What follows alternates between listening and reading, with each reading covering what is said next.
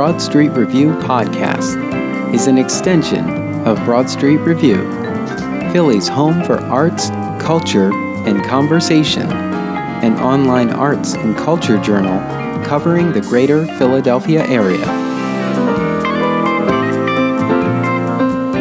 I'm your host, Darnell Radford.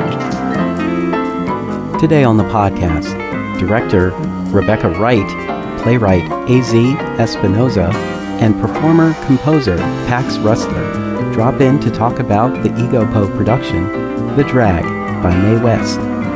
This piece has been reworked by Thomas Choinacky and A.Z. Espinoza on stage through February 9th. Here is my interview with Rebecca Wright and team for The Drag. And welcome to the podcast. I'm your host, Darnell Radford, and today I'm in the virtual studio to talk about EgoPo, Classic Theater's presentation of The Drag by Mae West. This is a reworking by Tom Choinacky and A.Z. Espinoza, and it's directed by Rebecca Wright. And I have members of this production in the virtual studio today. And we're going to go around and do introductions. Hi, my name is Pax Rustler. My pronouns are they and she. And I'm a composer and performer and music director in the Philly theater industry. And so glad to be here. Thanks for having me. I'm A.Z. Espinoza. I use they and he pronouns, and I am many things in the theater world. In this particular space, I'm working as a playwright, and so excited to be here. Thank you. Great. And I'm Rebecca Wright. My pronouns are she, her. I'm a Philly-based director-creator, and I'm directing this production. Great. Welcome to the virtual studio. So this production, when I saw that it was posted and being promoted, I said, yes, we should definitely have a chat. We should definitely have a conversation. There are a lot of, many people are very aware of Mae West, but they may not know everything about Mae West. So I thought it'd be a great chat to talk about, what inspired this piece and why Mae West and so on. So let's talk about the origins of The Drag by Mae West. Great. Yes, let's. So before Mae West was a movie star and international sex symbol, she was working on Broadway. She was an actor and a director and a writer. She wrote under a pseudonym, and she wrote The Drag while she was currently at the same time starring in another play she wrote called Sex. And she wrote The Drag partly in response to some other plays that were on Broadway the previous season that depicted gay people in a way that she did not like. So she decided she was going to write her own gay play. She got a bunch of her gay friends together. She threw them parties and wrote down what they said. And then she kind of took those scenes that I think in contemporary parlance we would call devised, and smushed them together with a kind of melodramatic love story.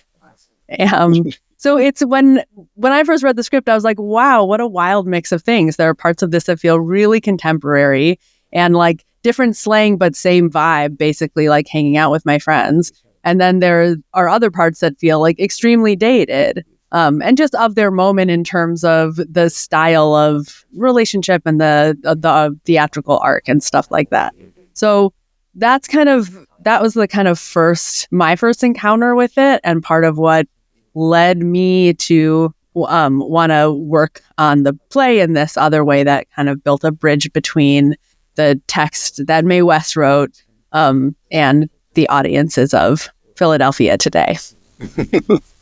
Okay. AZ, as a writer, as one of the writers, what inspired you to take a look at this and rework it? Rebecca Wright called me and said that she had a way to get us back in the room together. We've worked together before. And I trust Becky's process as a director. And I think that when we looked at the play, we knew that it was someone wanting to illustrate queer life. And I think that that's what I want to do with everything that I write as well. So once we kind of established that commonality, it was really, and a lot of our writing process really was me, Becky, and Thomas sitting around a table talking about this play and seeing, as we read it together, what is the contemporary queer experience of sitting in this text? What are the things about our lives it reminds us of? What are the parts of the text that kind of alienate us because it's either too unrelated or too related, depending on what's going on in this story, and trying to make room in the play for that contemporary voice and experience, and wanting to do it in a way that does not undermine the structure of what Mae West gave us. And I think that comes really just from being playwrights who respect another playwright's right to their play and the vision that she had in that moment, but also wanting to be pretty unvarnished in the reactions and the emotions, in our own queer creativity and how the play awakens what and when. And so we are deep in the work of making that version. Cool. So Rebecca came to you and said, let's get in the room together. Let's make this happen. When did EgoPo become part of the conversation? EgoPo initiated the conversation. Oh, okay. They're doing a season of queer works, Mm-hmm. and so they approached me for this piece. Oh, great. Yeah. Wasn't sure if it was in the works and then the series came together or what. It's always interesting the path that ultimately brings it there. Okay, so when did you begin working on this piece and to bring it to this point? I think Thomas and AZ and I first started kind of talking and researching about 10 months ago, not quite a year ago, and then started in earnest kind of sitting down to start the writing process together in the late summer, early fall. Mm-hmm. And now we're in the room with the 12-person ensemble and kind of having a whole other rework of the rework. Yeah, that's what I was going to ask next. So now that everyone's in the room, what's going on in there? Take us in the room. What's it like with all 12 people? Is everybody there all at the same time? No. I wish. Yeah. No. It's a kind of, it's a little bit of a revolving door of a rehearsal process, but sometimes everyone's there, and all the time a bunch of people are there. And as it's a funny process because it's kind of half a new work process, which is always about discovering what the play actually is. And it's half a really old work process, which is always about translating a work into your present moment. So I think we're kind of all switching modes a little bit as we go along. But it makes for a pretty rich conversation. Pax, what do you think about being in the room? Well, I'm thinking about, the reworking of the reworking and how it started as like a devised thing with Mae West and her friends. And then, AZ and Tommy putting it together and you all talking about it for 10 months. And now in the room, like another devising process happening a little bit. And I'm just, I'm always surprised and shocked and honored that AZ and Tommy and Becky, that you're also like gracious in hearing our feedback. There are times when I'm like, oh, we're being so annoying. With this comment about like our personal revelations and our like current context. And I just feel like you're holding it really graciously as we continue to rework a thing that has already been reworked. So yeah, that's what I'm feeling right now, is like that the possibilities are kind of endless because it's an old play, it's public domain, and we're reworking it. And we are at the same time trying to honor the like truth and the authenticity of perhaps the queer people that helped devise this play and Mae West's like vision in like trying to present it as a counter narrative in her time. So that feels really rich to me, and I'm glad to be a part of it. It's great to hear you say that, Pax, because I think that was looking at our schedule and knowing that we weren't going to have an extended devised process. Like, that was sort of the kernel of Mae West's original that felt so important to still have in this piece, is like queer people coming together in community and being honest with each other about their experiences and finding the levels of diversity, like when it comes to the ways that our age, our genders, our races, everything about who we are, like, just creates our queer experience as such a unique thing. And getting to be in a room where everyone is being generous with what they share about their experiences is pushing, I think, our imaginings forward so quickly and so richly. So we feel really lucky about that. And also, I mean, I think one of the kind of beautiful things about theater is that it's always a polyvocal experience. Like it's always collaborative. It takes a lot of people to make a play, and if you have a cast, you have a lot of voices. And so it feels really like there's a unique opportunity to, rather than do the kind of update or interpretation where it's like, well, that was her message and here's our message now, kind of open it up to a more kind of iterative, expansive, varied portrait of queer experience and identity, and really sit in that and have that be part of what's framing this work from the past. I mean, that just feels like only in a play can you actually have that many have that range of voices. And that's part of why I wanted to work with two playwrights and not just one, but also why I wanted to work with Thomas and AZ. I wanted to work with playwrights who I knew would be able to kind of stretch their arms out and invite a whole ensemble into the kind of new work process. Yeah. I think it's great for a reimagining or reworking of a piece that the foundation is so solid that a ton of ideas come out of the room because of a foundation that's already laid, and getting all that feedback. I think it is what is kind of resonating with a lot of the new work that is really gaining traction. Like a lot of work that, maybe a few years ago, people wouldn't see as a possibility. But like, I read an article that was like end of the year, looking at the new year, what to expect in theater. And they said that they believe that more work that's coming to the stage will be weirder and funnier and and like all the things we were like, cautious about before, the things that might be more niche, and reach a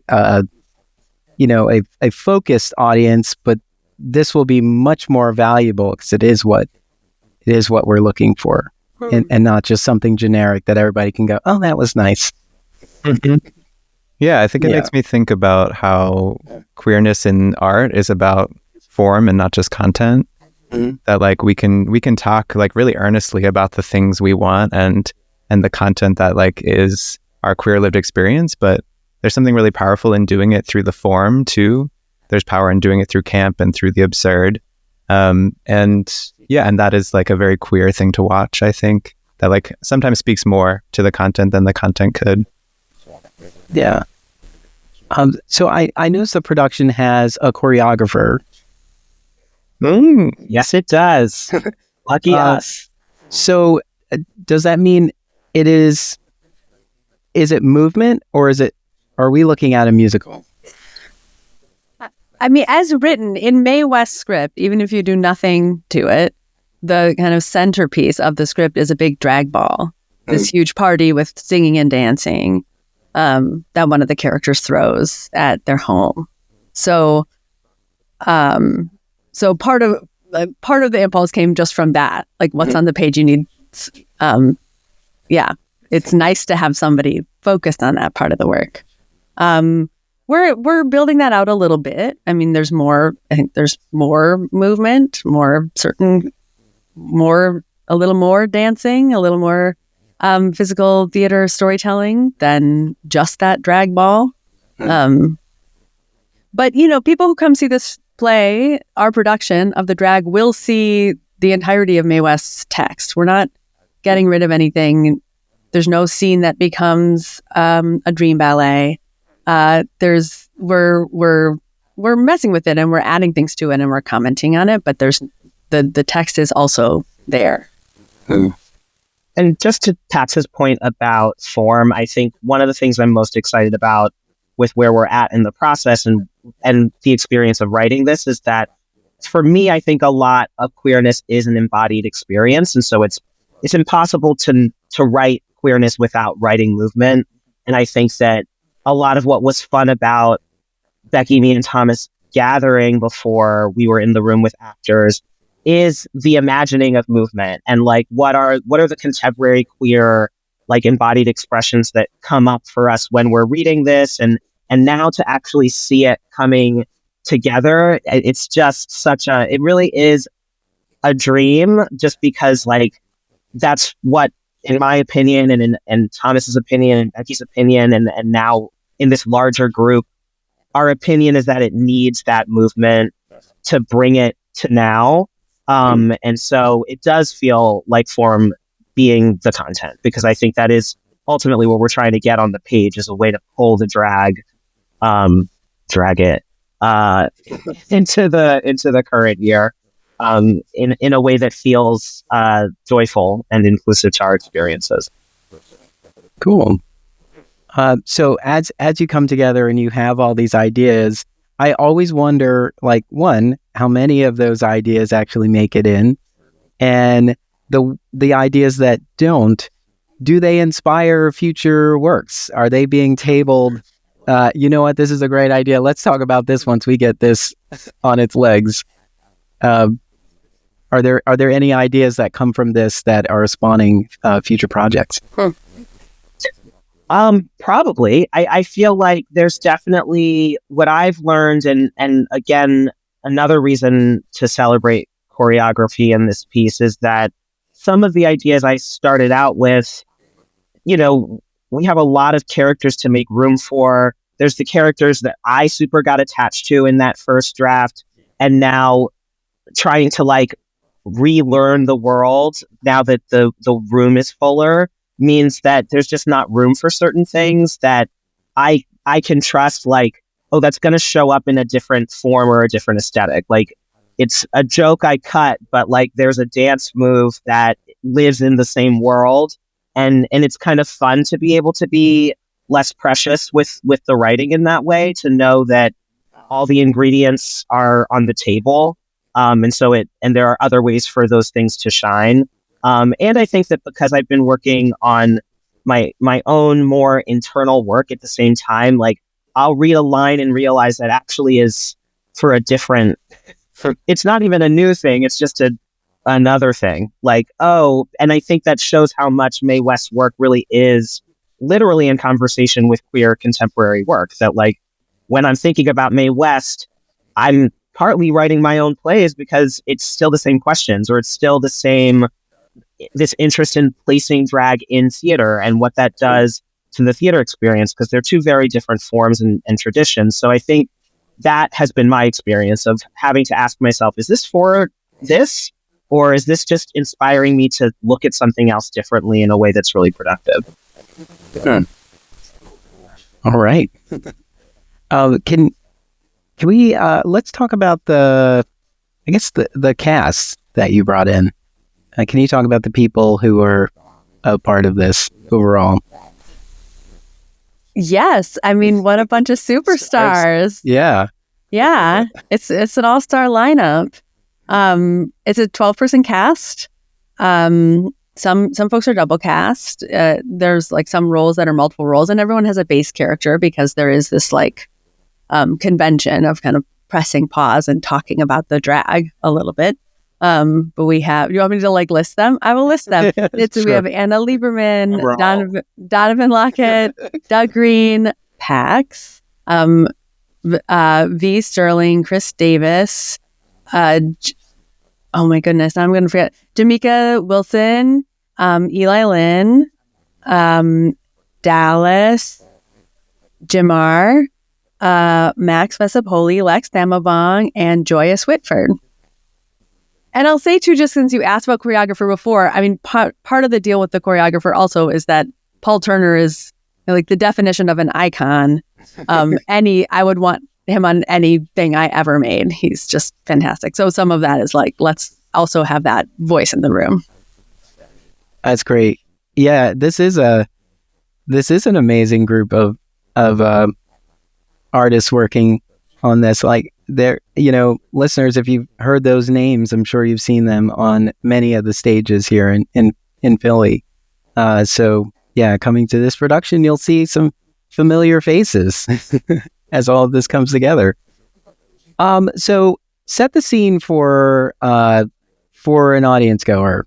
I am so thrilled by this interview that Broad Street Review did with you, and now I want to go see the show.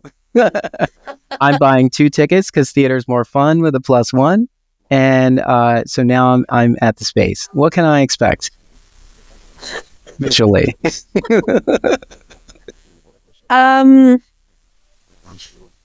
gonna feel like a party, but maybe a little bit of a party from another era. We're in Christchurch Neighborhood House. There are elevators there. It's on the 3rd floor, so expect to take the elevator. We're working with set designer Chris Haig and lighting designer Krista Smith. There's going to be like huge brocade curtains in really bright and fabulous colors, layering the space. So you won't, when you first walk in, you won't see everything that the set has to offer. We have some like reveals as the thing goes along. And you'll be kind of welcomed into this experience of the drag with a little bit of a hi, how you doing framing choreo invitation from the ensemble. So we start with some new writing, and then we go into some old writing, and you're going to watch some queers do Mae West the drag. And someone fill it out for me. I feel like come on. Right. I'm like, I don't know. You did an amazing job. You watch a play? Like, come on. What else? You're gonna see a lot of bright colors. Maybe Becky said that part. I'm really taken by the textures of the world, and I think that's showing up both in Chris's design and also in Alicia Buffalo's costume design, and also in our cast. That every single one of them, when they are a Mae West character, I feel like I found some terrible movie on AMC. Or a terribly good movie at like 2 a.m. and I can't change the channel. They're all capturing that moment in time in really unique ways that are like charismatic and funny. And then we have these moments where we hear them ask really genuine questions of the text as people who live now, and get to kind of follow those stories and follow this group of people kind of building something together. And then, like Becky said, there's a drag ball in the middle of it, and there's like drag drama, and the things that I love about a drag show in 2025. Mae West is a good listener. She heard what the people in that room with her were saying, and she really did write it down correctly. Like it's kind of like what Becky was saying. You can feel like queer fellowship over the ages, and like what it means to be in a fun, joyful, fabulous space. And yeah, I think that what else, Pax? What will we see? I think it's the dreamiest design team, the dreamiest cast, so many queer and trans people per capita, at least in casts I've been in, and that's really sweet. I was thinking in what you were saying, AZ, that I was remembering this. Maybe Becky, you said this, that like linguists point to Mae West play as a surviving record of what language was like from that period. And like, I just think it's cool that our play is taking our language, our current day language, and it's in conversation with something like authentic from 100 years ago. So I think like what you will see is sparkling and spectacular. What you will hear is is a conversation between the past and the present, and like dreaming forward in our future. Then we're still puzzling like in the room about like how our play ends, like how we've kind of been working on that this past week of like, how does the play end? Where do we want to go in the future? And that's exciting to me. So where do you want to go in the future? Come see the track and find out. That's right. Find out. Absolutely. I've also been told that there'll be 20s inspired drinks for the audience to enjoy. Is that Yes, true? our producers have told us that as well. And we will be Yes. partaking. Yeah. Exciting. When I saw that, I was thinking about, I went to a speakeasy in San Francisco, and that had this whole thing. You had to go to the website to get a code and everything, and they tell you that the library is closed, but the parlor is open, and you go in, and it's an old timey bar with like sassafras based drinks, and so on. It was very nice. So like drinks from that era might be very nice. Well, the play does have a parlor and a library. So Ooh. True. There's just a lot of politics at that time that we'll leave there. Yeah. well, Hopefully. sure, but they're also in the play, and Yeah. I actually think that's been one of the more satisfying parts of this process. That I think that sometimes, like, there's a lot of when you're invited into a conversation about queer identity in a space that is not dominantly queer in culture, there's a lot of subtext in like what do you want to talk about, like, and it's often politics and what it means for queer lives. And I think that that's a huge part of what every queer person is living with right now. And it's been very refreshing to respond to this play very specifically and authentically to our moment, and not be having a conversation I didn't feel like I consented to have. I think that that's where in my opinion, a lot of kind of conversations about contemporary queer life are going in directions that really are not my business, because I didn't make those choices, and I'm living, right? So it feels great to have a container where we can be really real about what it feels like to live right now, without the kind of conversation topics being really prescriptive and specific to American politics. So, and having to actually like sit with what political voices show up in the play, because they certainly do. It's a 1920s melodrama, and I think we do that. So, Yeah. So with this run, I know people feel on both sides of this, but I feel like a piece that is period but reworked to feel more close to today is ripe for a talkback discussion. Is there any space for conversation after these production runs? I don't know what our producers have planned, actually. I'm not sure what EgoPo does by way of talkbacks and kind of ancillary programming. I mean, it certainly feels like the piece is a live conversation, so hopefully it will, inspire people to get drinks, 20 themed or not, afterwards, or cups of tea, and keep talking about it. Yeah. And I feel like it's such a large ensemble, and the people working on this show are really like out in the community. So they're like, I'm hoping it kind of reaches its tendrils out, and that there's more to talk about. But I'm not sure if there's anything formal planned. All right, so everybody has to buy a drink. and then just linger in the space. Everyone has to buy me a drink and then linger in the space. I'm always, over the years, I've been back and forth with this question, but I do think it is valid to have an idea of what you're thinking. And so I will ask it, even though I hate it and I'm always trying to reword it and figure out something else. But what do you hope an audience will take away from this experience? I mean, I'll go first because I actually think I've already gotten my audience, which is our cast. Like, I think that knowing that this play did not start from me as a playwright, I feel so grateful that I got to do this with people I love. Becky and Thomas are some of my dearest friends. And so even just the gathering and thinking about this was really nourishing for me. And I want to know that an audience of queer folks, which we already have assembled and are in and out of the room, like, can resonate and find themselves in this. And I think, like, we're finding that answer now. So anyone who wants to watch that will get that too. But beyond that, I just feel really glad that we have a cast who feels like they're finding themselves in the work. Yeah, my reflections are kind of from the viewpoint of someone performing right now and a cast member. So I'm thinking a lot about like what it means to love a queer person from the past in their specificity and in their time.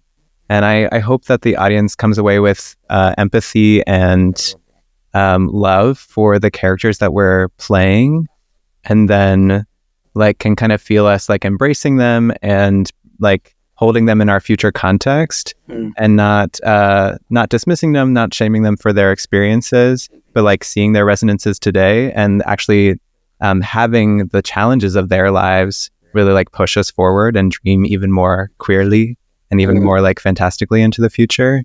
And yeah, like knowing that we are limited as well, and like we have to pull the like wool from our own eyes to see bigger, queerer dreams. That's something I'm hoping the audience goes away with.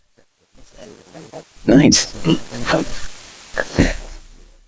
Yeah, I mean, I hope people have a really good time. But I also, part of what I didn't want for an audience, I did not want to ask an audience to like show up and appreciate a museum piece and understand what this play meant historically and do their homework and kind of lock into what's still significant about it today. Like, I didn't want people to have to know a lot about Mae West or what this play led to. It got closed down before it even made it to Broadway. It got closed down in previews and led to a kind of era, a pretty like extreme era of censorship on American stages. It was like part of what spurred a bunch of new laws about what you were even allowed to say on stage or portray. So like, that's all fascinating to me. I did not want to make a production that required an audience to be fascinated by that and like come and enjoy the museum. I really wanted to make a version of this play that could feel like it was happening in 2025, like it was speaking to us now. And as Pax and AZ both said in different ways, that this production could build, could kind of engage an audience in active discourse and reflection on not just like, oh, we've come so far, but like, what do I have in common with this? What don't I have in common with it? How does this look like my time? How does it not look like my time? What does my time look like? How will people in 100 years be looking at this time and thinking we got it right and wrong? So opening up a sense of scale and like, and history, both forwards and backwards in that way, was something that I think this production's aiming to do. Great. I think that's a good place to leave it. So the production is The Drag by Mae West. It's a reworking by Tom Choinacky and AZ Espinoza. Thomas Choinacky. So sorry, Thomas. Thomas Choinacky and AZ Espinoza. It is directed by Rebecca Wright and it has a stellar cast and production team. It is on stage January 31st through February 9th at Christ Church Neighborhood House. And you can go to EgoPo.org to get tickets and buy a few tickets because theater is more fun with a +1. Pax, AZ, Rebecca, thank you so much for taking the time to talk to me about this piece and get us excited for this leg of Queer Revolutions at EgoPo. Thanks, Darnell. Thank you so much, Thank Darnell. you. Yeah. Thank you so much. It was truly a pleasure. Thank you. Thank you to our guests, Rebecca Wright, AZ Espinoza, and Pax Wrestler, for joining us on today's podcast. The Broad Street Review podcast is an Emory production. If you would like to be a guest on the podcast, visit us online at em3ry.com. Get involved with Broad Street Review. Head on over to our website at www.broadstreetreview.com and click Get Involved at the top. While you're there, help keep us running and click Donate to find out how. There you can also find our social media links. Thank you for your part in keeping the conversation going.